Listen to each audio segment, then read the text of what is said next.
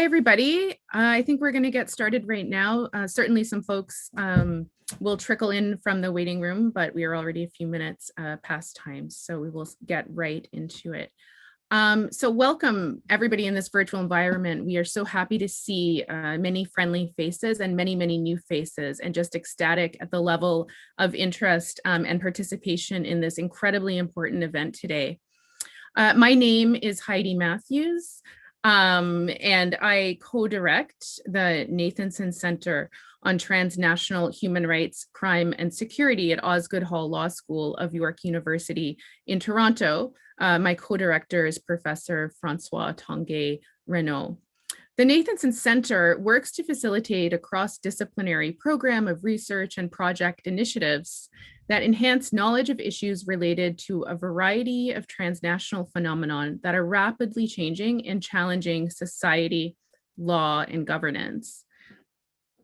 This seminar series, titled Legally Radical, The Role of Law in Emancipatory Struggles, goes to the core of our mandate, insofar as it critically engages with the costs and benefits of resorting to transnational legal concepts and institutions in the context of individual and group struggles for liberation. Today's seminar is an essential contribution to this discussion, especially at this moment, as we watch international law both structure and facilitate, rather than discipline or constrain, the violence unfolding in Israel and Palestine. This series is conceptualized and organized by the Center's Senior Visiting Fellow, Dr. Emilio Dabed, with the assistance of Tessa Marie Grossi, Elham Beghi, and Layla Shafi. We are delighted to welcome today's featured speaker, Noura Erakat, author of Justice for Some, Law and the Question of Palestine, published in 2019 by Stanford University Press. So the structure for today will be as follows. We'll have some brief remarks from Emilio on the objectives of the seminar, followed by a short commentary on Noura's book by Layla. And we'll then turn to a presentation, of course, by Noura, followed by a question and answer period. You can either raise your electronic Zoom hand to ask a question or enter it in the chat window. And of course, it's very important that you keep your interventions brief and respectful. And a quick note at this point as well that this session is being recorded and also live streamed on YouTube. When we gather together in person at Osgoode for events like this one, it's our practice to begin by acknowledging the land where the law school is located and the many Indigenous nations that have lived there and caretaken it and who continue to do so today. We reflect on the connections, the fellowship, and the responsibilities that come with studying and teaching law in a territory where complex systems of governance, morality, and pedagogy have long been practiced, and indeed are inextricably tied to the land itself. Osgoode is located in the area known as Takaranto, and I want to acknowledge that this is the traditional territory of many Indigenous nations, including the Anishinaabeg Nation, the Haudenosaunee Confederacy, the Huron-Wendat, the Métis, and the current treaty holders, the Mississaugas of the Credit First Nation. The land is now home to many Indigenous peoples and is subject of the Dish with One Spoon Wampum Belt Covenant.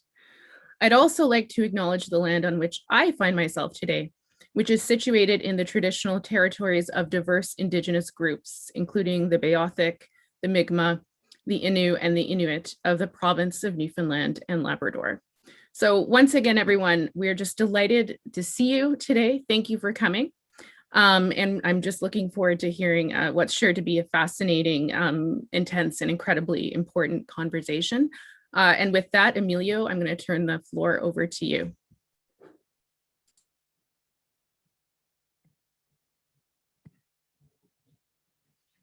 Thank you, Heidi.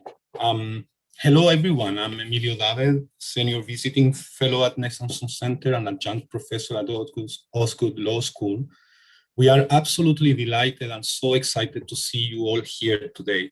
Welcome to the second event of our seminar series, Legally Radical, The Role of Law in Emancipatory Struggles, organized by Nathanson Center.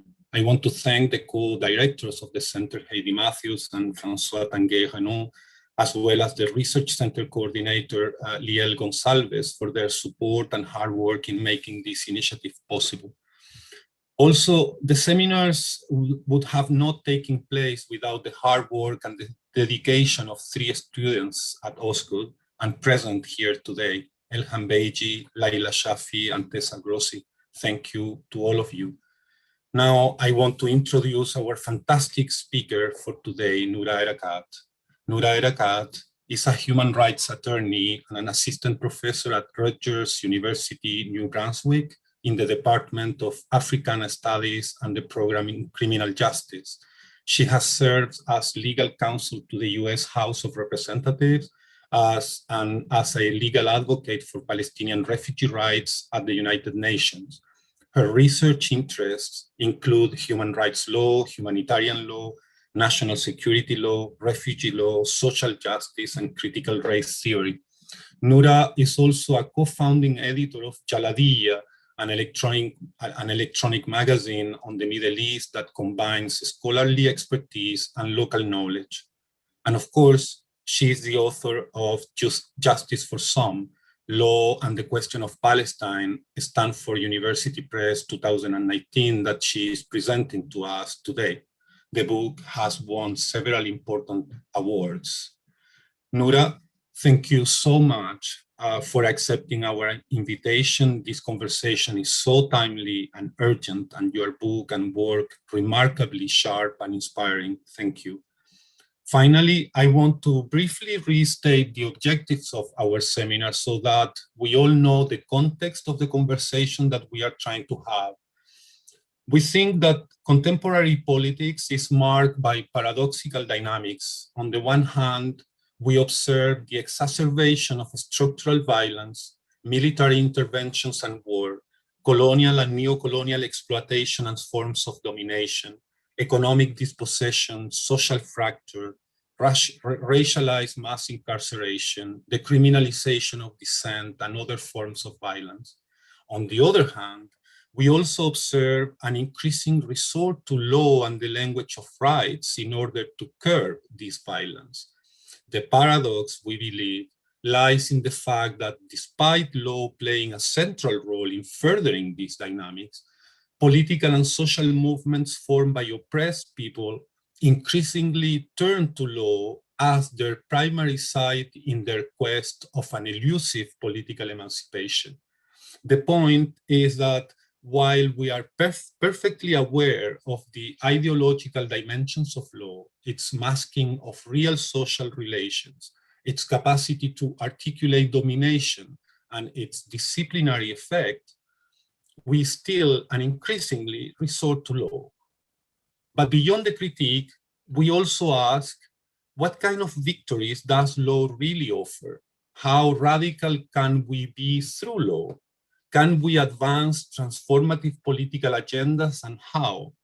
How do we use law while invigorating political and social movements rather than supplanting their role and narrowing their political aspirations? The aim of the seminar is precisely to explore these dynamics and concerns and further analyze and discuss the role that law can play in supporting emancipatory struggles. This is crucial not only to legal scholars, law practitioners, but also for political and social movements. We need to continue a necessary debate on the potentials of law in our emancipatory struggles, but also on the paradoxes, ambiguities, and traps that law offers, so that our strategies of emancipation do not become technologies of domination. Before Noura's intervention, Laila Shafi will read a brief introduction to Noura's work in Justice for Some. The introduction is only a collection of fragments of Noura's book linked by some of our thoughts about it. Please, Laila, thank you so much. Thank you, Emilio. So in the context of the unthinkable violence unfolding in the Middle East right now, today's Legally Radical seminar is more urgent than ever. Noura Erakat joins us to discuss her book, Justice for Some, Law and the Question of Palestine, and more generally, the role of law in achieving justice for Palestine. As we had explained in the launching of the seminar series some months ago, the goal of these seminars is to explore, analyze, and discuss the role of law in emancipatory struggles and try to respond to some important questions in this respect. For instance, what are the political implications and the impact of embracing law, in this case, international law, in our strategies for emancipation? What can we achieve when we demand from states and through the law to heal a wound that we know has often been inflicted through the law and by states? By which logic does our claim for the liberation of human subjects become a discursive strategy for legal recognition, and what does it mean? How does legality, for instance, constrain our political aspirations and make us want what it promises but cannot deliver? But also, what is the nature of the relationship between desire and law? What does the law and its productive and legitimizing power bring us to desire with such a force things like rights, institutions, regulations, statuses that are not only different from our original political claims, but that very often subvert them? And beyond the critique, what kind of victories does law really offer? How radical can we be through law? Can we advance transformative political agendas, and how? How do we use law while invigorating political and social movements rather than supplanting their role and narrowing their political aspirations? Noura Erakat's book offers important and urgent thoughts regarding these questions. She does so through a fascinating historical, political, and legal explanation of the complex relationship between law and power in Palestine, even though her insights could perfectly be extrapolated also to other struggles around the world. First, the often forgotten fact that forms of domination and oppression do not necessarily operate outside the law or in a lawless political space. Noura's work draws our attention to the paradoxical fact that colonial domination in Palestine and the dire impact of its violence, of which we've just witnessed in the past few weeks, is becoming defended, and as Noura would put it, has become permissible within the language of law. It brings back to light not only that law is not the opposite of violence, as some dominant liberal view would claim, but also the more disturbing fact that extreme violence is inflicted precisely through the law. According to Noura, these dynamics take place not because of law's failure, but rather because law can be strategically deployed. The indeterminacy of law allows power to mobilize it as an efficient tool of oppression. This is exactly what Noura so lucidly and convincingly explains in her book, how Israel has very well done what she calls its legal work, that is the work that legal actor performs to achieve a desired outcome. Of course, far from Noura's argument is the idea that all depends on this legal work, because for her, the meaning that a law can have depends also on the historical context and the balance of power. What Noura shows is that a sophisticated legal work and favorable power dynamics have allowed Israel to entrench and expand its colonial regime, not outside the law, but precisely through international legal structures, and is justifying these actions with both a complex and perplexing use of the language of international humanitarian law, international human rights law, and other international norms. It all shows that international law and the language of rights are not completely at odds with the Israeli colonial project, but on the contrary, that the Israeli state seems to comfortably speak this language and skillfully manages to put it at the service of its own reproduction. As the book suggests, one defining characteristic of the Israeli colonial project is Palestine is not so much its overt disregard of law, but rather the constant and unashamed resort of what Lisa Hajar calls strategic reinterpretations of legal norms, concepts, and principles to bring its own violence into the law. But wait a minute, this is not all. As Mahmoud Darwish, the Palestinian poet, would say, Palestinians have an incurable illness. Its name is hope. Well, Noura, as you know, is Palestinian, and she seems to suffer from the same condition. This transpires in her book in an inspiring and at the same time cautious way. First, in more personal terms, when in the preface of her book, she declares not to be pessimistic and her belief that change is possible. Her book is also that, in her own words, a contribution to ongoing scholarly endeavors about the role of law on behalf of progressive causes.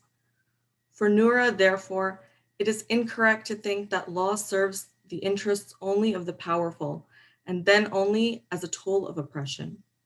In her work, law is described and explained as politics, and therefore its meaning and application are contingent on the strategies that legal actors deploy, as well as on the historical context in which that strategy is deployed. But immediately after, Noura cautions us.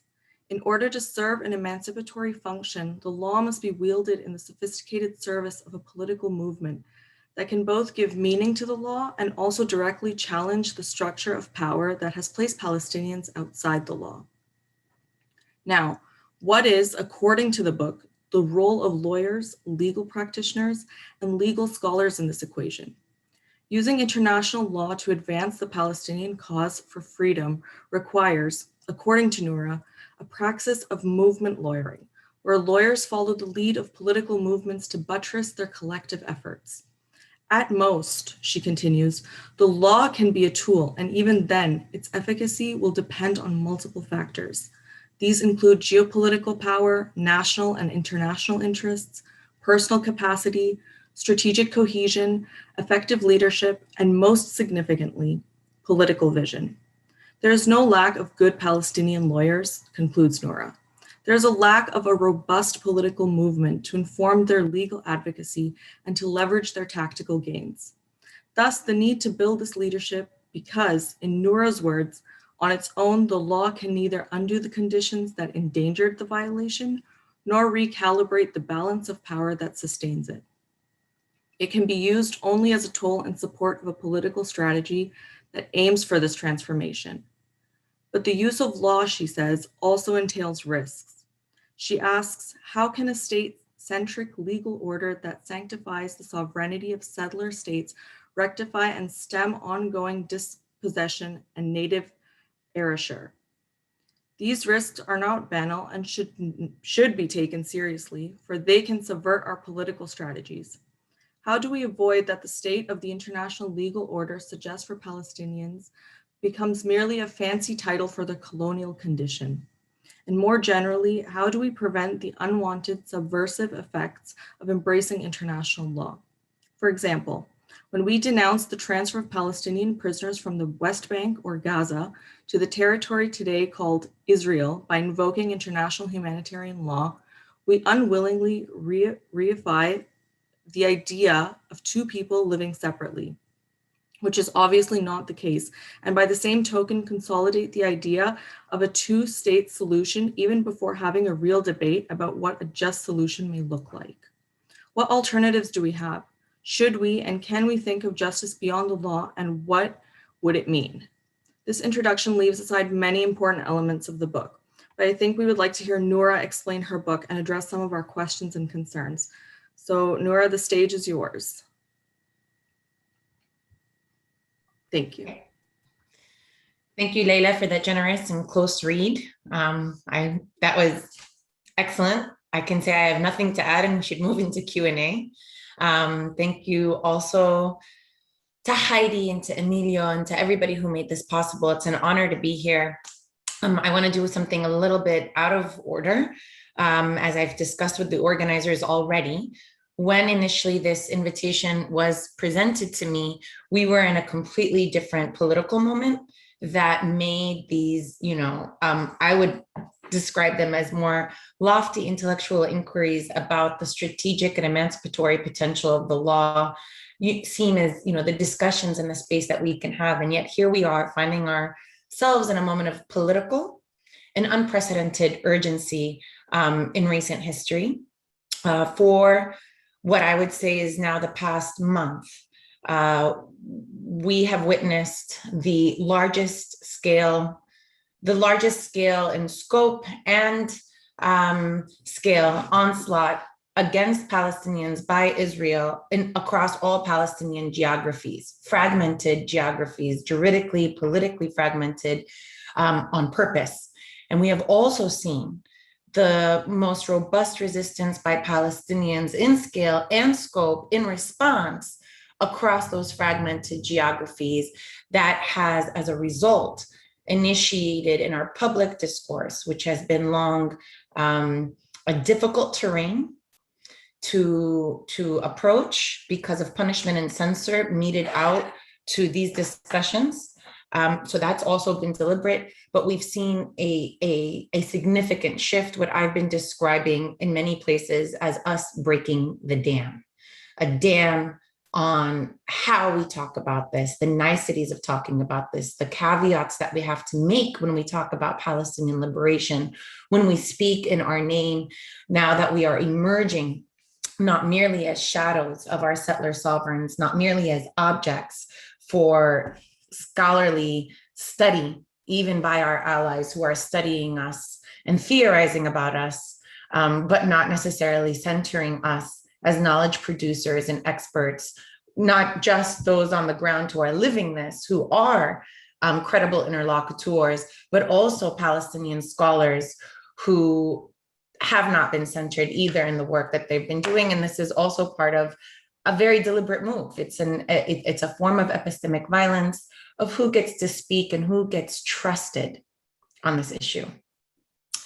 What I want to just point out as incredibly significant in the latest events, that so much of, if you have been following this just in terms of discourse, at least in US media, I'm not sure how it's been covered elsewhere, but at least although I get a sense from Canadian media as well, I've heard a lot of complaints about the CBC and its own coverage, but that to the extent that this has been taken up in a more honest way, you should notice that the discussion and the framework that's used is still a framework that was developed in the early 1990s at the time of the signing of the Oslo Accords, which marked a transition, which is considered by Palestinians themselves, in the words of Walid Khalidi, who represented, by the way, he was part of the Iraq UN delegation in 1967 as they witnessed the signing and the passage of Security Council Resolution 242.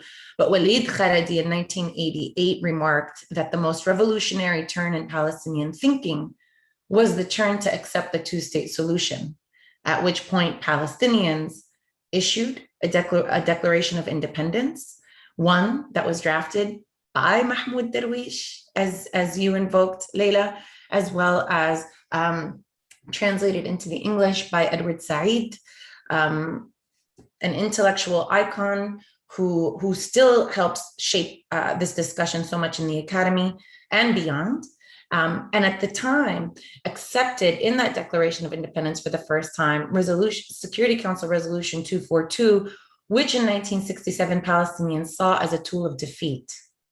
And yet in 1988, uplifted it to retool it as a tool of resistance. And I'll get to this as I discuss the book. I just want to forefront it with the urgency of this discussion, which also helps inform how we have the rest of the conversation, including what now is the potential of legal strategy that didn't exist just 4 weeks ago, but that may exist now.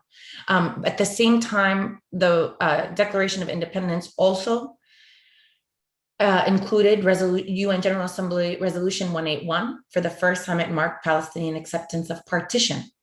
Now, I say this to say that here you have a moment where the Palestinians, the PNC, the PLO, recognized Israel, accepted 242, accepted 181, made the most radical concessions.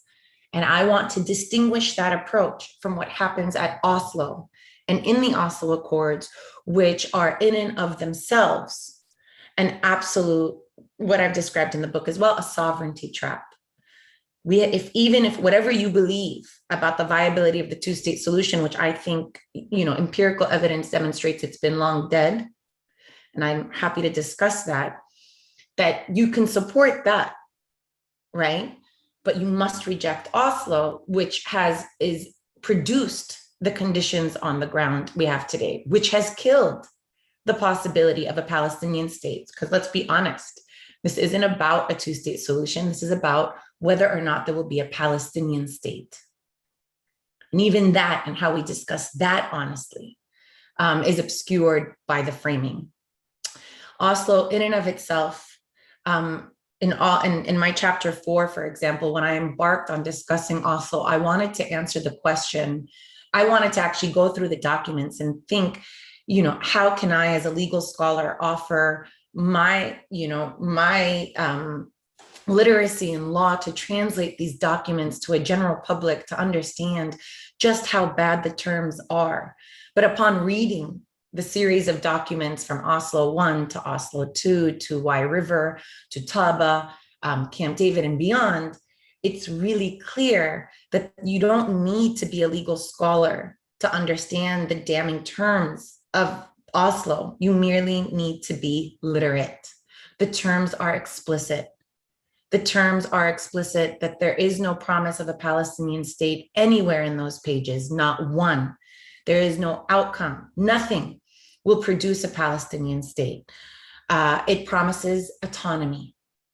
It promises a derivative form of sovereignty that is forever beholden to Israel as a settler sovereign. It promises Black homelands that were rejected in Transkei in South Africa. It promises reservations, as we know here in North America, but never a Palestinian state. Edward Sarid said this very clearly the morning after in an article titled The Morning After, published in the London Review of Books.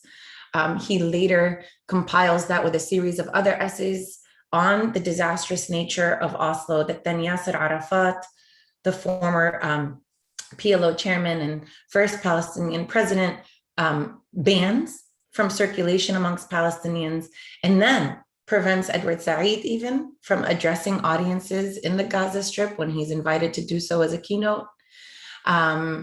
What Said points out to us is what I also point out to us in the book. Well, actually, I do something different. What I try to answer is not why is Oslo so harmful, but more, I try to answer the question, why did the PLO agree to these terms?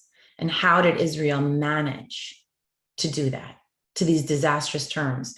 And the short answer is that the PLO was preserving its power, and preserving its power in the name of maintaining the juridical status of Palestinians, making the link that if the PLO were to be disappeared, which by the late 1990s was being eclipsed by alternative political parties like Hamas, which was established in 1987, as well as being marginalized by Gulf patrons who turned against Yasser Arafat for his support of Saddam Hussein's occupation of Kuwait.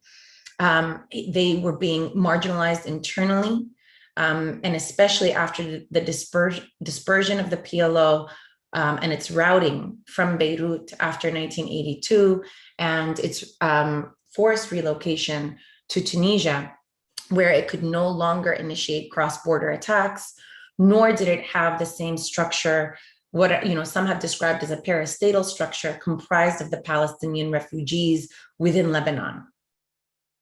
This was a moment of extreme weakness.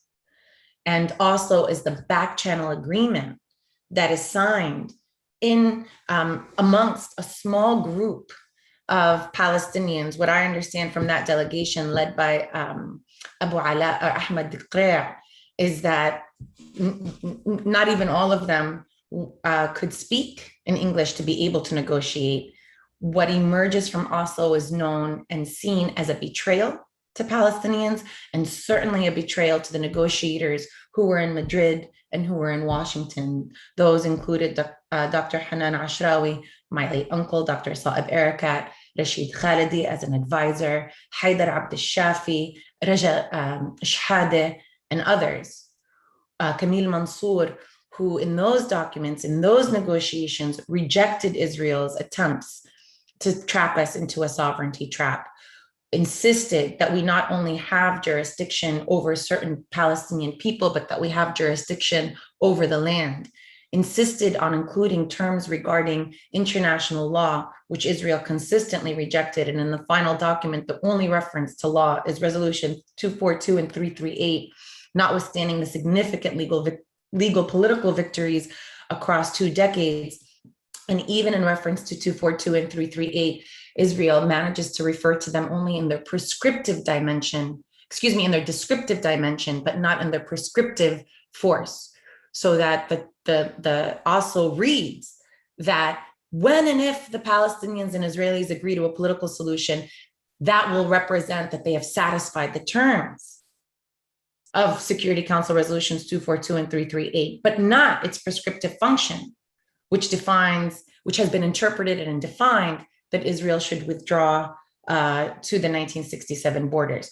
Why do I begin with such a long exposition on this particular form? Because our discourse publicly remains held hostage to this framework that has been long outdated and long eclipsed by events on the ground, by the death of the two-state solution, by the death of the potential of a Palestinian state, Israel torpedoed that possibility.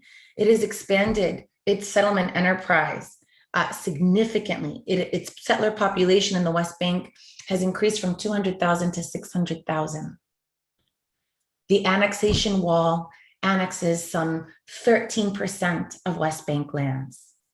It has declared sovereignty over all of Jerusalem, the quote unquote, capital of the inchoate Palestinian state. It has declared de facto annexation of the Jordan Valley.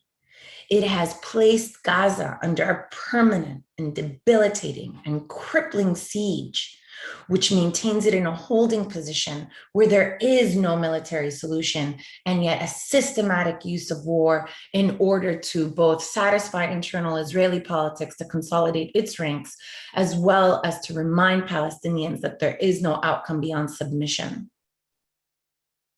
This is the status quo. And rather than have an honest discussion about Israel's unwillingness to recognize Palestinian sovereignty, about Israel single-handedly torpedoing the possibility of a Palestinian state, of which many even US mediators have said and shown. As Aaron David Miller has said, that the US has never been an honest broker, but instead has been acting like Israel's lawyer, right? Instead of that, we're trapped in answering questions of what is the responsibility of the Palestinians? Why don't they recognize Israel? What is the potential of return to negotiations? What kind of realignment politically would enable a return to some sort of peace process, completely ignoring deliberately that that empirical evidence has made that not possible. Two, that US facilitation of Israeli impunity and its provision of unequivocal military, economic, and diplomatic support has enabled Israel to expand and entrench its holdings under the liberal veneer of peacemaking, right? Three, that you are not listening to a new generation of Palestinians, academics, activists, youth networks, organizations who have been working in transnational networks, not with, but despite an old and ineffective and inept Palestinian official leadership. Instead of giving that the space and the acknowledgement, I want to highlight to you that the ability for Palestinians to maintain the struggle, the Palestinian struggle as a liberation struggle alive, right? Which I think it has done well. Even in the last 3 weeks of witnessing a whole cohort of Palestinians who have taken to pen, to media, to protests, have all done that we're not organized. We're not even on a listserv together. We have no leadership. We have no funding. We're decentralized. We all have, other sources of this is what we do as Palestinians, right? As advocates in our own right. And yet none of that is being acknowledged as what should happen, which is basically pushing over a decayed tree of an outdated framework of Oslo and what people call the two-state solution, which remains that sovereignty trap. Okay, that's the introduction. Because I also want to point out that there have been many gains made. For the first time, apartheid is now part of the discourse. We no longer have to fight about that as hard, right? Ethnic cleansing has become part of the discourse. We still have to fight about that very hard. The unity of Palestinians across these fragmentations has been made clear by Palestinians themselves, so that the machine that tries to isolate Palestinians trapped in Gaza, literally besieged in Gaza, and calling it the Israel-Hamas conflict, right, can't do so as easily when Palestinians are rising up, who are the citizens of Israel, and Palestinian citizens of Israel who have heard me say that publicly have said, please stop calling us citizens of the state. We are enemies of the state. We remain seen as enemies of the state, as Jewish Zionist gangs have organized themselves to attack Palestinians with the cover of Israeli police. In Jerusalem, which was really the lightning rod of this recent round, Palestinians have emphasized that the removal from their homes in Sheikh Jarrah isn't about eviction. It's not about gentrification. It's not about housing or a real estate dispute, but is about becoming refugees again. And Palestinians in the West Bank have affirmed that very clearly, as well as Palestinian refugees who have marched onto the borders from Lebanon and from Jordan, including in the diaspora. What Palestinians have done, despite 73 years of deliberate fragmentation, which is an attempt to divide, literally and purposefully to divide Palestinians in order to fragment their political demands and undermine their national cohesion. Palestinians have overcome that too, despite those odds, and reminded the world that what they are witnessing is an ongoing Nakba, in reference to what is Palestinians refer to as the catastrophe and the forced removal and exile of Palestinians between December 1947, basically the issuance of Resolution 181, and March 1949, when Israel enters into armistice agreements with several, of the belligerent Arab states. Between that time, 80% of the native population was removed and forcibly exiled in order for Israel to be able to establish a definitive Jewish demographic majority, and has continued since that day to pursue this settler colonial practice of removing Palestinians with the intent to replace them with Jewish Zionist settlers, which is not limited to just the occupied territories, but which we see taking place in Lid, which has also become a lightning rod, where Israel has built a Jewish-only settlement in the middle of Lid, which is, shared as it's a Palestinian city within Israel that is, hailed to the world as a mixed city. Israel has done the same thing in Nazareth. They've built a settlement in Nazareth called Nazaret Elite, or Upper Nazareth. It's the largest Palestinian city within Israel that survived destruction in the 1948 Arab-Israeli War. They've done the same thing in Jerusalem, explicitly saying we are going to Judaize it, and maintaining also a definitive Jewish demographic status quo, which is why we see what's happening in Sheikh Jarrah and Silwan and Hizma and Azariya and Isawiya, and all of the Palestinian population concentrations in East Jerusalem, which in the aftermath of both the building of the annexation wall, but also the US's move of its embassy from Tel Aviv to Jerusalem, all of those Palestinians weren't lamenting that they lost an inchoate Palestinian capital. They were lamenting that the US recognition, the affirmation that said that they don't belong there. They were immediately marked for removal. We are witnessing that removal. The Biden administration is facilitating that removal. And we are seeing the same thing in the West Bank, obviously in Al Khalil or Hebron, in Khan al Ahmar and beyond. All right. I want to leave time for Q&A. So let me just say this briefly about the book, which Leila summarized beautifully, and say a few things. When I approached the book, the questions that were planted for me about the relationship between law and politics were planted for me as a human rights attorney. I enter law school with the naive, I think a lot of naivety that young law students share, which is that you can't transcend politics, but obviously if you can use the law intelligently enough, then you can sway a fair, objective arbiter, right?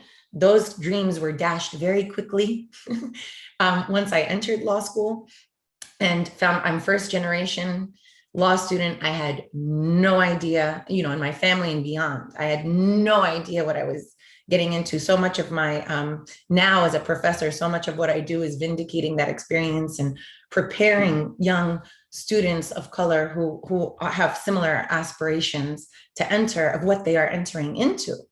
That this is an institution that is reifying power, that the law is a space that consolidates power and uses the language of reform in order to maintain it, right? And so much of the experience, I can't complain enough about it and what I found, but it planted a seed for me that the law wouldn't be enough. After law school, I had to create my own job. You can imagine, I graduated in 2005. When I told people I'm a Palestinian human rights attorney, it was almost laughable. It didn't exist. I can work in peace and conflict. I can work in national security, but there is no such thing as Palestinian human rights, notwithstanding the many Palestinian organizations like Al-Haq, like the Palestinian Center for Human Rights in Gaza, who have been ushering this framework for decades.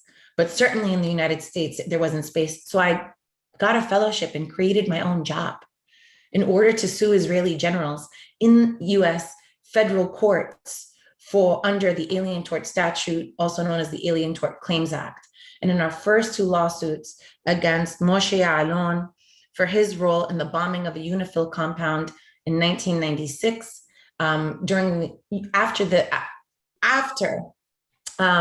there had been peacekeepers, Fijian peacekeepers that were protecting civilians in that UNIFIL compound. Israeli forces shot the UN compound sheltering civilians, notwithstanding the UN coordination, giving them their coordinates, explaining that they had screened, that there were no militants, there was no military activity. So we sued Moshe Ya'alon in the DC District Court. We also sued Avi Dr in the Southern District of New York, also a federal court for his role in the raising of 5,000 homes in Rafah, the south of Gaza, in 2000. I thought I was vindicating my law school nightmare, where I kept thinking, why am I doing this? This is torture. And thought, here it is. Here's this moment. I'm going to vindicate, you know, this education and you know, creating my own job and like doing this. We're going to now sue them, and all we need is a judge to hear our case.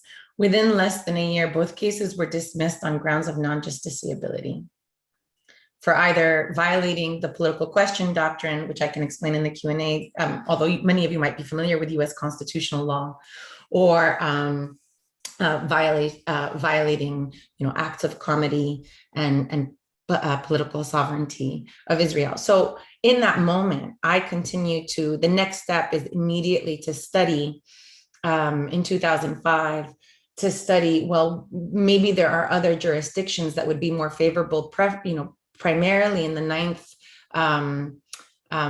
Circuit on the West Coast. So I continued to do that research as a lawyer for strategic litigation purposes. But what I found in my research is that if you isolate the identity of the defendants and the identity of the claimants, the same constitutional hurdles that preempted Palestinian and Arab claims from being heard were not similarly operative in other cases that also invoked political controversy. There have been successful cases against Paraguayan generals, Guatemalan generals, Filipino leaders, against Serbian leaders, against even Chinese officials in the United States. And so when I saw that and I isolated for those variables, the outcome was not a strategic map for the next litigation, right, for our advocacy purposes, but my first law review article. And that seed, that burning question, what is the relationship between law and politics that makes it so difficult to achieve some, to advance the Palestinian struggle within a legal framework so difficult, continued to grow. I continued as an advocate. I worked on the Hill as legal counsel for a congressional subcommittee on the House side. And there, I was there to witness Israel's first large-scale assault against the Gaza Strip in 2008, 2009. I resigned and immediately got on a plane with a legal delegation to the Gaza Strip for a fact-finding mission. Upon, we returned to lobby UN, Security Council members, as well as within the State Department and other branches of other institutions of the US executive branch for accountability, even just to comply with US law. There were hurdles there. I was a legal advocate for the Badil Residency and Refugee Resource Center, where I represented them at the United Nations. I found similar hurdles there, specifically when it came to accountability in the form of the Goldstone Report, when the Palestinian leadership rescinded the Goldstone Report and reverted to a peace process framework, and so on and so forth, until the question became so burning, I just went back to school and decided I'm going to answer this question and think beyond it. The culmination of that 15 years of advocacy and study becomes the book that Leila has summarized here in Justice for Some. Quickly, the way that this was set up is in two extremes, but I answer the question that law is neither, right? That neither the pessimistic approach that just accepts that law is power and becomes apology for it, as Marty Kuskanyemi has shown us, nor amongst the positivists who insist that the law has a core, determinate meaning, irrespective of the context, and so that the law itself can maintain that lofty status. And instead, I find myself somewhere closer to the pessimists, but not alongside them, because I remain an infallible optimist that people, a significant mass of people, can change history. And I've also seen that in the case study of Palestine, that if law were in fact just an apology for power, then Palestinians would have already been decimated in its language, but have not. And in fact, we saw the Palestinians use the law strategically, especially from 1974 through 1982, when they achieve their juridical status, when they create a corrective to Security Council Resolution 242 in the form of 3236 and 323, Resolution 3236 and 37, when they affirm that Zionism is a form of racism and racial discrimination, when they amend the Decade Against Racism in 1975, we see, and it's Resolution 3379, we see them join with the non-aligned movement and the Global South in legislating an entirely new framework that recognizes guerrilla fighters not as terrorists and criminals, but as legitimate combatants. They are soldiers, and their war making will be not only recognized but regulated. It also is what Lisa Hajjar has shared with me in our discussions. Just obviously, every book is written by a community in collective thinking as the legal right to fight, right? So if we were just to accept that the law was power, then none of that would have come to fruition. And so I conclude that law is politics, and in order to be leveraged for the sake of an emancipatory struggle, that it must be used in the sophisticated service of political movement. And it depends, the meaning of the law, its application, its implementation, its utility is shaped by a historical balance of power, military, economic, moral, and otherwise. The other challenge that Palestinians have is the fact that they have been rendered as an exception. I almost called the book sui generis, because what we see is, and sui generis in law is a reference to, is Latin for unlike anything other. And so there's a long-standing debate that sui generis, or more so that the legal exception, is either a site of lawlessness or lawfulness. I fall on the side of arguing that exception is a site of lawfulness. It is actually legislated. And the way that it has been used in the case of Palestine has to be to insist that when you say that the situation is sui generis, as the British insisted that the mandate was sui generis, the Permanent Mandate Commission accepted that it was sui generis, the UN Special Committee on Palestine convened in 47, which produces 181, accepts that the mandate is sui generis. When Israel says that its occupation is sui generis, when Israel tells us that the Gaza Strip is neither a state nor is it independent, it is sui generis. When it says that its right to use force is sui generis, when it tells us that it's armed conflict short of war, so that it's neither a civil war nor an international armed conflict, is sui generis, is all predicated on the idea that the question of Palestine is unlike any other.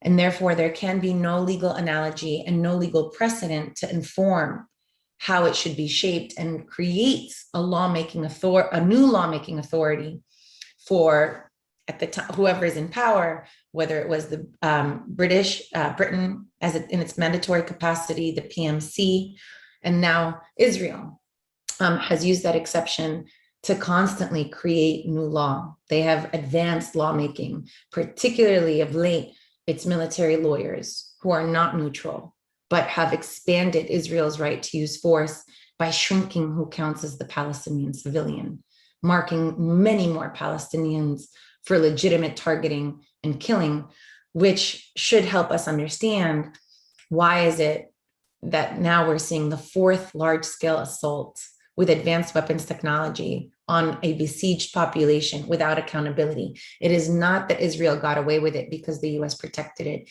It is because Israel has proposed, its military lawyers, its judicial branch, its political branches have insisted that they have created new laws of war that can be then applied elsewhere.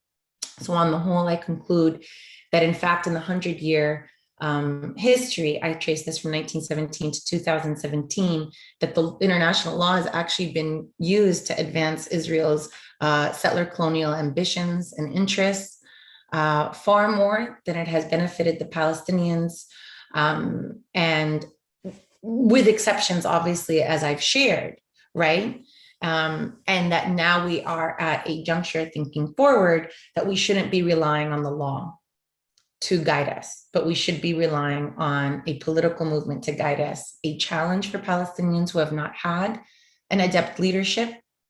Right now, Israel is actually arresting Palestinians who have participated in protests in the West Bank, and the Palestinian leadership is providing names and coordinating with them, right? If you notice, they were completely quiet almost in the past 3 weeks. At this point, if we had an adept leadership, they would have been going on a diplomatic tour de force, insisting on sanctions, on weapons sales to Israel. They've done nothing of the sort. They're waiting to return to the negotiating table and to put us back in a sovereignty trap, what I define, and this is my last comment, and I'll open up to Q&A, but what I define the sovereignty trap as basically a condition, and this is drawing on indigenous scholarship as well, from Audra Simpson to Glenn, I'm sorry, I'm not using notes, so I'm blanking on his name, and I apologize. It'll come back if somebody knows. Coulthard. Thank you, Glenn Coulthard, yes, and others, to basically say that natives once natives are pursuing a sovereignty framework, they become beholden, and we have become beholden to the approval of our settler sovereign and its imperial patron to demonstrate our eligibility for self-rule. We can't ever prove that eligibility. We never satisfy those terms and are perpetually dominated and are perpetually expected to produce more concessions until we're fully co-opted into a condition of what we're seeing play out right now, until we become part of the machine that subjugates us perpetually. And so now, what is the potential of law? I think it's greater than it's been, because of the recent what Palestinians have described as their intifada of unity or uprising of unity. But I don't think that that's certain. And I think that we should continue to insist on a political framework rather than leaning on the law. all of that said, I just want to also highlight that in the book, I insist that one of the ways I insist we get beyond this sovereignty trap is to pivot to a framework of belonging rather than sovereignty. Sovereignty frameworks, especially between settler sovereigns and native populations, are incommensurate. Belonging is infinite. What happens when we shift to that framework of belonging? What happens when we begin to imagine the return of Palestinian refugees, not as the culmination of the Palestinian liberation struggle, but as the beginning of it? When we begin to envision what coexistence looks like, and what happens when we draw on other frameworks like anti-racism to help us unsettle native settler binaries that maintain us in this trap. I keep promising to end, but I want to say one thing because I'm being very human with you all. I'm bothered and agitated as we, in this moment, are also now, if you notice, we gained a lot of ground in the discourse, but right now, we are bearing witness to the ardent Zionists who are trying to regain that ground by connecting this language that I'm using, right, to the rise of anti-Semitic attacks. So even, Bernie Sanders has even said that Palestinians need to tone down the rhetoric to suggest that there's a relationship between them. There is now great, there's also folk, and they're going after that rhetoric that we said ethnic cleansing, that some people said genocide, right? And so this is a significant moment where we're going to see some recalibration, and we're also going to see extreme punishment to those who did speak out.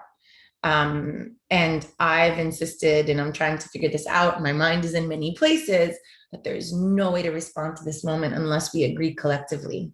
They can pick out one or two of us to punish and make examples. They can't take everybody down, which is, a lesson that we learned from movements who participated in civil disobedience. You can put one or two people in jail. You can't jail an entire community, and you can't do that forever. So with that, I will end. And now, honestly, I'm done. I'm going to open up to Q&A. Thank you for your patience with me and your audience. Okay, thank you very much, Noura. I cannot really help myself but just say that this was amazing. And then because we kind of like limited chats to people to just talk to us, we are getting like amazing feedback. They're all saying that you're a rock star and they all appreciate what you're doing. And I cannot help but be really like full of tears about what's going on and how we are kind of like, even we as people of color are becoming like present absent individuals. And okay, so I want to just open up the Q&A by a question from Chris Smith, who asked that how would you suggest Palestinians organize more effectively given the real risk of being targeted for their advocacy? For instance, social media, including Facebook, have closed groups in the past. So pragmatically speaking, what is your suggestion about this? And then we all welcome your questions either by raising hand, or you can just direct your questions to us in the chat. Thank you.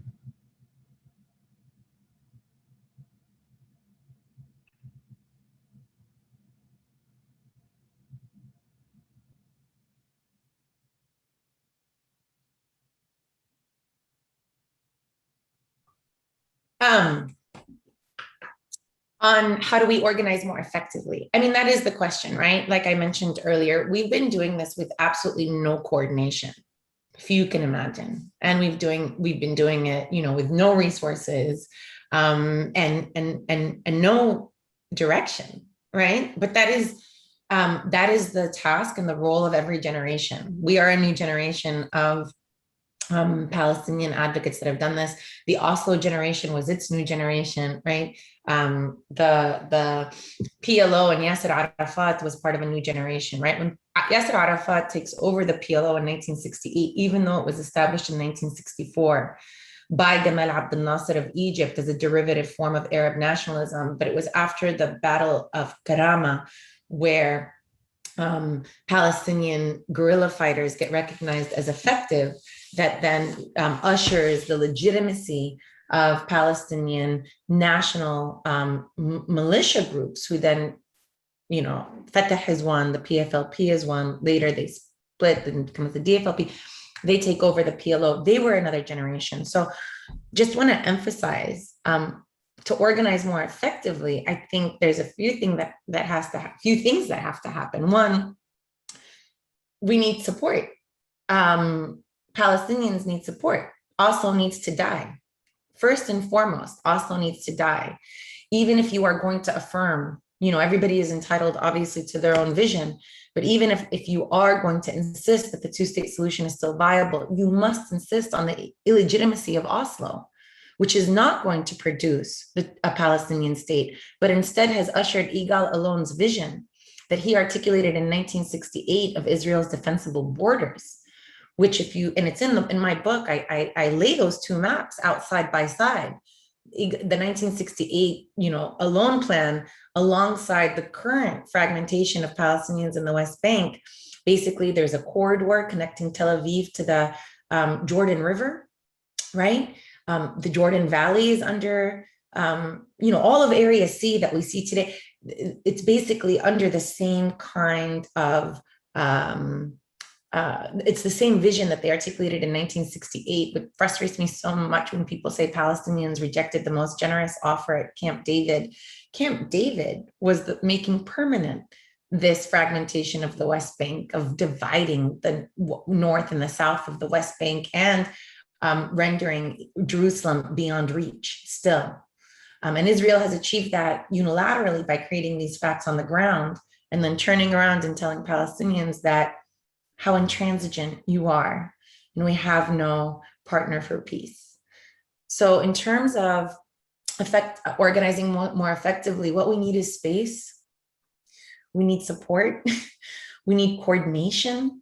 We need to agree how we're going to respond to this current onslaught that's happening. We need protection. We need protection above all. Palestinians in the West Bank have no protection. Palestinians in Gaza have no protection. Palestinians within Israel have asked for UN peacekeepers. They've put out a petition to ask for some sort of peacekeeping authority, because rather than protect them, the Israeli police, for whose taxes they fund, are attacking them, right? So those are the things we need. We need people to stop being afraid. It is so hard to ask people. It's such a horrible position. I know many people believe in the justness of the Palestinian struggle for freedom. They whisper it into my ear. They send me texts. I get emails of support. But people have long been afraid to say it publicly. Why? Why? They can take 1, 2, 3 of us down. They cannot take down an entire movement. So more than anything, we need that support. And to be, and not, you know, just to be clear, this isn't about, you know, the scope and the size of your heart in doing that. It's a responsibility, especially for those in North America. It's a responsibility. The US and both Canada are protecting Israel and are facilitating this ongoing settler colonial condition. So it's quite, in my opinion, and humbly, it's a duty and a responsibility. Thank you. I have a question from Samuel. He asked, with the recent victory in Abby Martin's BDS free speech case in Georgia against its anti-BDS law, what kind of future for BDS can we hope to see in garnering the US support, and what are the avenues for expanding the effectiveness of the movement? I think the way that BDS has been framed in the United States of late is really interesting. It's been framed strictly as a First Amendment rights issue, which dilutes it of so much. But what I think is really effective about it is not BDS. I mean, BDS is a tool, it's not a strategy, it's a tactic, and it's a solidarity tactic, and it's a way to remind people that they have agency and responsibility. And the way now that it's been taking up in the US, I think because of the aggressiveness of our opposition that tried initially to criminalize BDS participation. So initial Senate legislation would have associated criminal penalty, incarceration for participating in this, which is what made it such a flagrant First Amendment violation. But now states are trying to, 41 out of 50 states have tried to create new kinds of civil penalties that basically say, in order to achieve a particular contract, employment with the state, that can include being a public teacher, after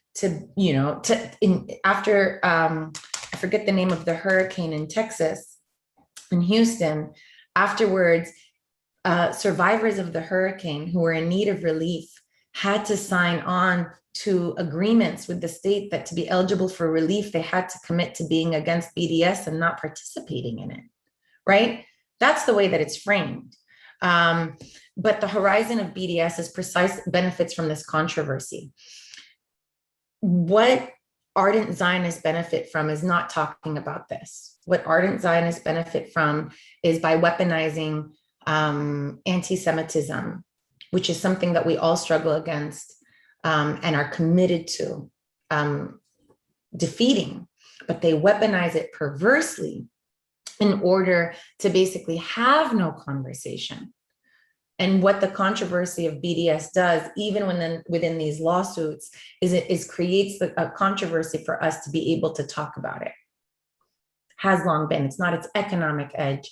It's actually the space that it creates to fight what Richard Falk has said so eloquently is a legitimacy war. Palestinians are not going to win through some military superiority. Palestinians are going to win the legitimacy war. That's all we have. And so I think that I think what we need to highlight and keep pointing out is that for all of those liberal Zionists who have made this about an issue about Hamas rockets, right? They are the same ones who also said BDS is wrong and illegitimate and anti-Semitic. And that is the most nonviolent form of resistance. And so here, the angst is not about, Palestinian use of force. The angst is specifically about Palestinian resistance. So again, here about this horizon is to also support BDS unequivocally. If you don't want to support it as a framework of, its justness and whatever, not protect it as a form of free speech. Let us have this space.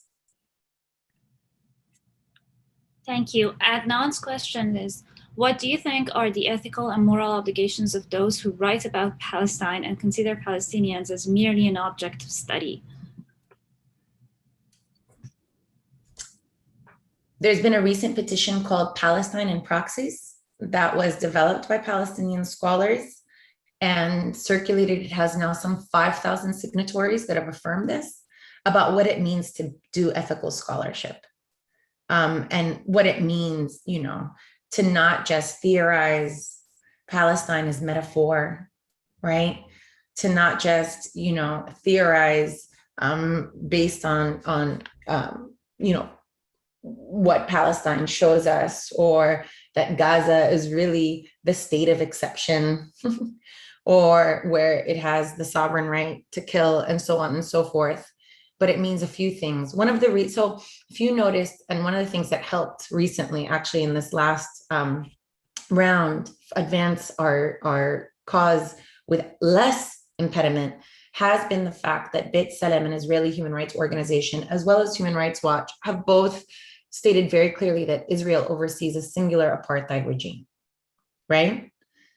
Which has been really helpful, because now you can cite that we have receipts, this is empirical evidence. You have Israelis who have said it and have agreed that Israel does this in order to maintain Jewish supremacy. Jewish supremacy remains a central organizing principle within Israel, regardless of these demarcations.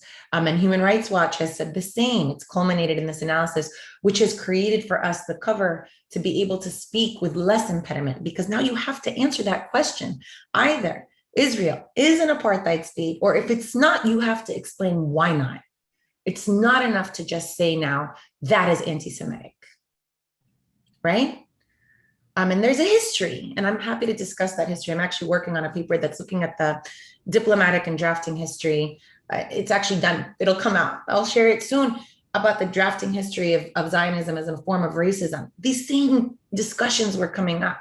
There's a fear that saying Jewish supremacy or saying that there's racial supremacy, which B'Tselem doesn't say, somehow, is reinforcing a European framework of Jewish race, right? And their permanent exclusion from Europe as citizens. And so there's this fear of highlighting that at all and highlighting a project of racial discrimination and superiority for fear of then reinforcing anti-Semitic tropes, right? But that is actually the tragedy of Zionism, which rather than combat these anti-Semitic tropes that insisted on the exclusion of Jewish persons, internalized them and establishes the state of Israel in order to earn acceptance within Europe. The project of Israel, and Ben Gurion says this clearly, Israel is part of the Middle East in geography only, which also for me gets under my skin when I, when I talk about settler colonialism and Zionists insist that they're the indigenous ones to the land, right? And so, I have to come back and say, how can you claim indigeneity to a place that you've rejected? Wouldn't indigeneity in this place mean that you accept everything about it, including its culture? But instead, Israel has stratified even, I don't want to get too sidetracked. I want to answer this question about proxies, academic proxies. But here, just this idea that even within Israeli society, Middle Eastern Jews have long shown us, like Ella Shohat has shown us, that she has there's been this bifurcation between her Arab and Jewish identity in order to become part of Israel, which sought to recreate the new Jew, which was a reflection of Europe. So even in its constitution, there's a rejection of the place that you want to claim that you've always been a part of. But let's back to the idea of proxies. The whole point of bringing up the apartheid discussion is to say that Palestinians have been calling it apartheid for decades. No one believed us. We are not taken seriously. We are not trusted interlocutors. I saw a comment about my passion. Thank you. But as many of you who are also minorities, where you may be, if you are of color, especially if you're a woman, right?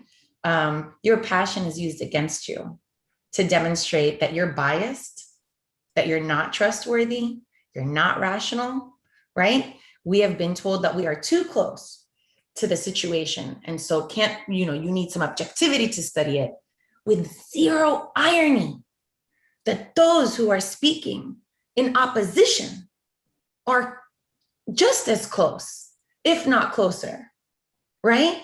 Where the New York Times Jerusalem correspondent has family members in the Israeli army.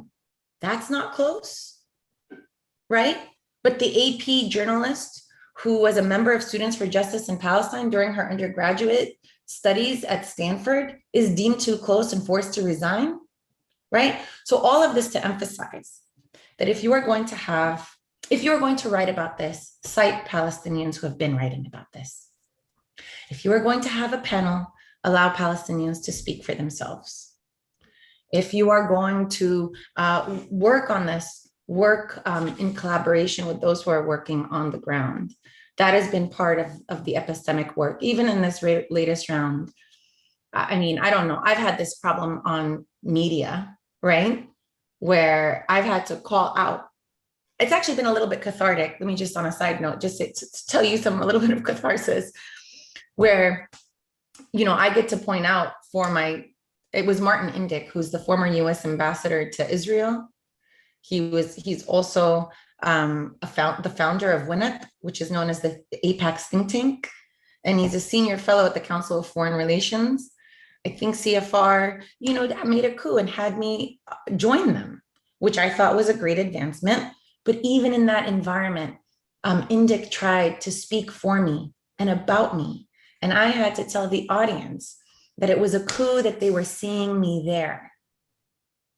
And that even in this moment, that Indic was trying to translate me to the audience, to diminish my presence there as an authority. And I asked them to allow me to speak for myself.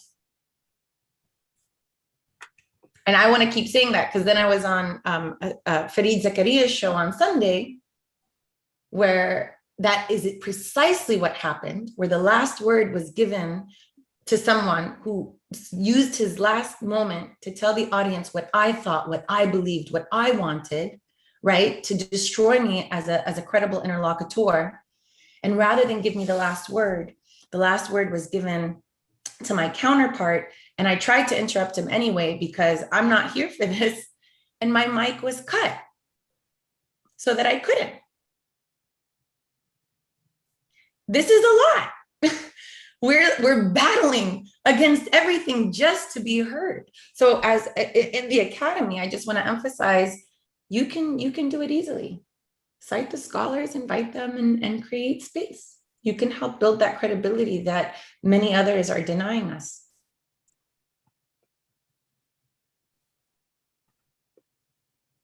Thank you. And then Jumana, please go ahead and ask your question.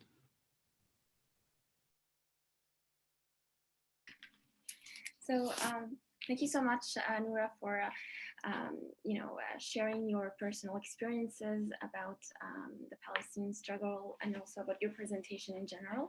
I have a comment and two questions.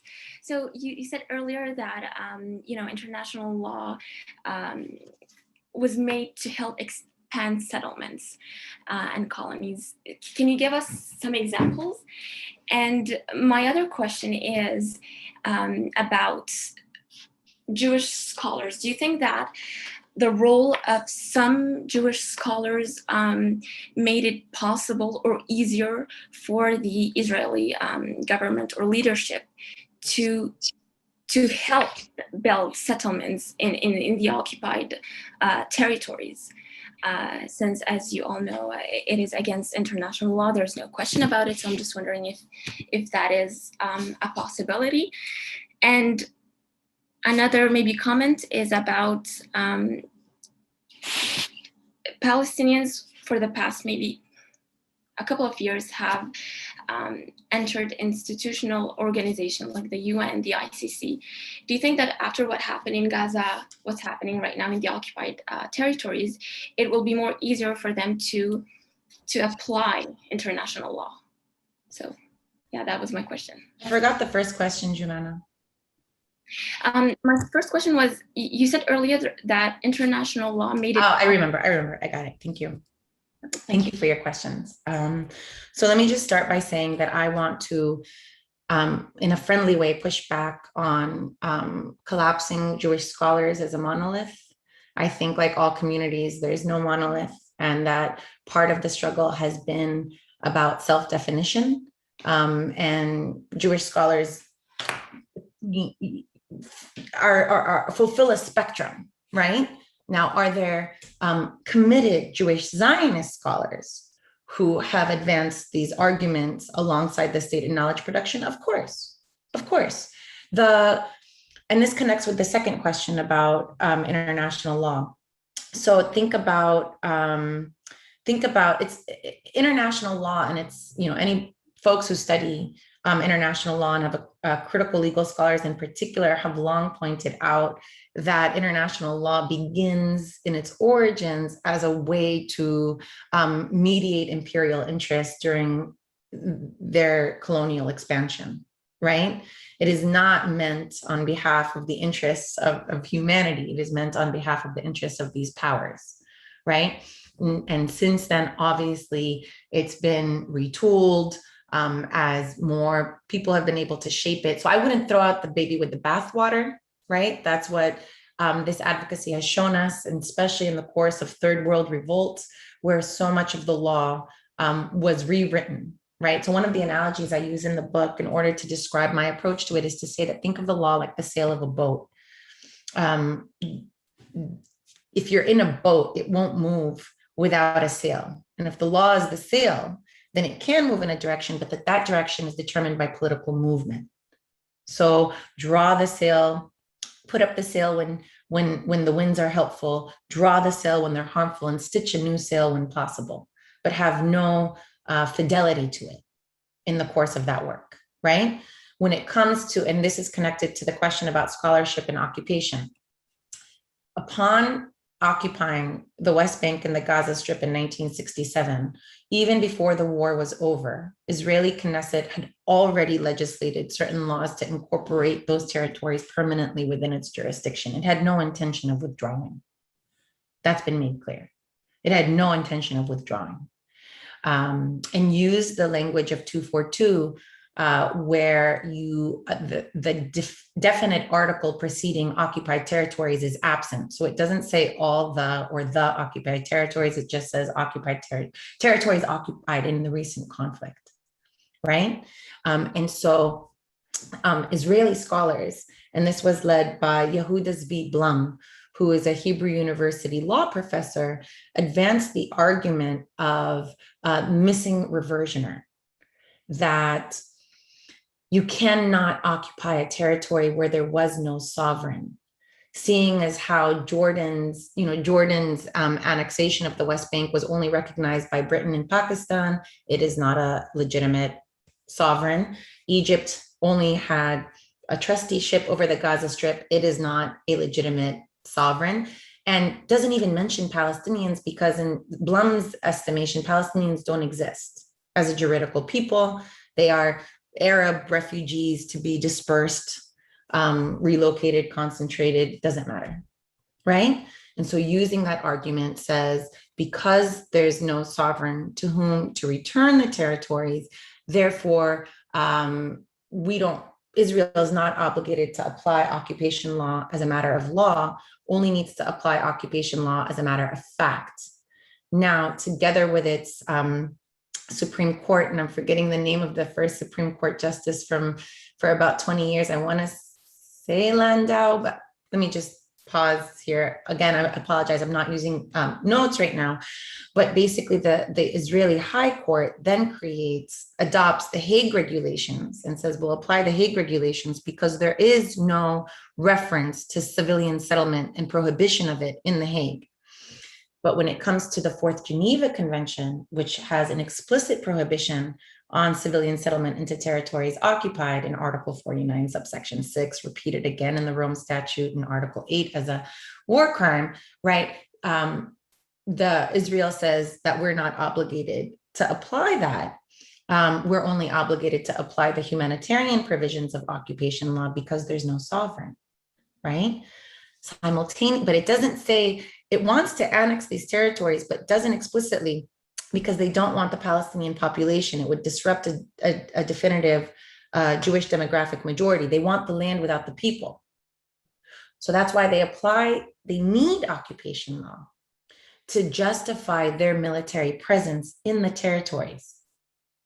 Because if they annexed it, they didn't want to annex it. They didn't want to withdraw because they want the territories. So the occupation law enables them to be there, to exercise police authority. And then their argument allows them, together with US support, allows them to then steadily remove Palestinians and expanded settlement enterprise under the fiction of temporality and military necessity, right? When asked about this later, and again, I forget the name of this justice, I'm happy to send it to the organizers, they can share it with you later. Asked about this, he says that there is a difference between permanent and indefinite. The settlements are not permanent, which would mean that they would never be removed, but their presence is indefinite, that we don't know an end, but it can end. And this encapsulates where we're at now, where under those legal fictions of military necessity and temporality that have enabled Israel to take more lands by declaring firing zones, military zones, security objectives, to build a nature preserve, to build a bypass road for Israelis only, to demolish homes, right? All under the pretext of military necessity. simultaneously explaining that its expansion of civilian settlers is not permanent, just indefinite, redefining who is protected person under occupation law to include the settlers, right? I mean, that was a radical read, to read that the settlers themselves are protected persons within the meaning of occupation law, and then to insist that it only applies de facto but not de jure, to enable it to not maintain the demographic, juridical, and political status quo that preceded occupation, which is now why we're in, over 5 decades of what occupation is, and has led many people to describe it as illegal. So that's one example of how Israel has deployed the law in order to expand its interests. Awesome, thank you. It's almost 1:30, and then we know that Noura should be somewhere else by then, but if she let me, I want to read the last question to her. Sure. Okay. So Tamara asked that, what lessons do you think we can learn as Palestinians from the Rojava courts in Syria and the Zapatistas in Mexico? Do you think currently, as lawyers, scholars, and activists, we should be following a rights-based approach or an autonomy approach from the sovereignty trap? You mentioned towards the end of your book the possibilities Palestinians can create away from the institution of the state. Would that include stateless autonomy? This is the most significant question I think we need to ask ourselves, and have not had the space to ask ourselves properly because of conditions, as you've all have witnessed, of survival. And so I propose that at the end of my book, where I say that we need to look at a horizon beyond the state, that the state itself is not, there's no way to achieve the state given the terms that we've trapped ourselves in order to exceed or go beyond the sovereignty trap. We have to think about other forms of sovereignty beyond political emancipation. And so here I personally, all of us need to study it, right? I'm definitely looking at Maroonage. I'm certainly looking at Kurds in northern Syria. I'm looking at different case studies of how communities have organized themselves within conditions of great oppression, right? In order to achieve a semblance of freedom, even beyond recognition of the state. I don't know the answer. So this is still the field of study. It's why now in this next, my research since ending the project of Justice for Some has been looking at Black Palestinian solidarity as a site of, answers to this question, because American Blacks have a similar condition where political emancipation has not produced freedom from the structures and strictures of white supremacy. And so they too don't have, are not going, even though this was explored, are not going to create their own state, but very much continue to struggle also, not just against a racist structure, but a colonial structure that subjugates them, extracts from them wealth, dehumanizes them in order to produce privilege.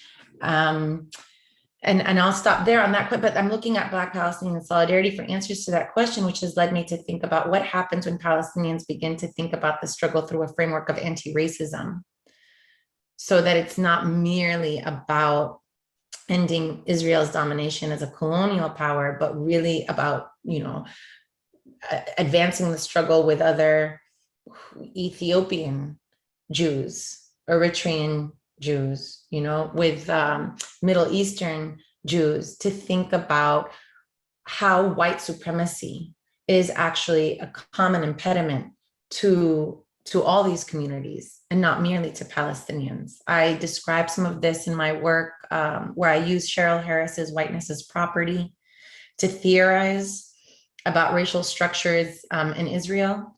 And so I'm building on that. I'm not sure where we're at yet. One of the things I've come up against is I'm not sure whether or not in a colonial context if racism is redundant, or if it's doing some other work. And so what does that look like? And then looking at, racism in the Middle East and how we understand it, it's been insufficiently theorized. I think that there's vacillation between understanding racism as based on color and anti-Blackness, and racism being understood as racial capitalism and, being structured by very historically contingent material conditions that racialize different groups of people, irrespective of color, right? But that stratify them based on, their eligibility and proximity to humanity. Looking at it that way, in that expansive way, also leads to some problems, which is then what structures that don't stratify humanity are not racism? And so obviously here, so this has been a challenge, but it's where, anyway, I'm trying to study. I don't think I'll have an answer, but what I'd love to do is to at least provide greater material for provocation, right? Because we can't, when people ask us, what's next? And how do you, we don't have a blueprint. What peoples have ever had a blueprint for their liberation? It's not an engineering project. This is about things we can't anticipate. We can only be prepared for. And so that we've seen in the past just few weeks, nobody anticipated that. Nobody, especially in Palestine, anticipated that.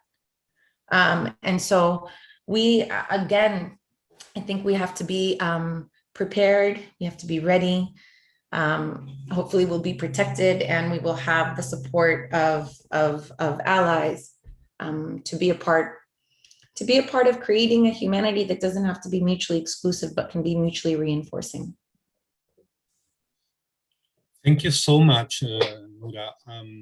I am short of words to actually describe and to thank you for your fascinating and impassioned presentation. I think this is so important. Your knowledge and experience is so important, not only for activists and